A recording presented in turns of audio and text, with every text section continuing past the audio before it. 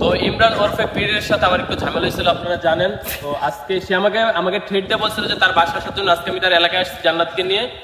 So সে hello ভাই brother sister, আপনারা সবাই কেমন আছেন? আশা করছি ভালো আছেন। আর আপনারা কি এদেরকে চিনতে পারছেন? আরে চিনতে পারবেন না কেন?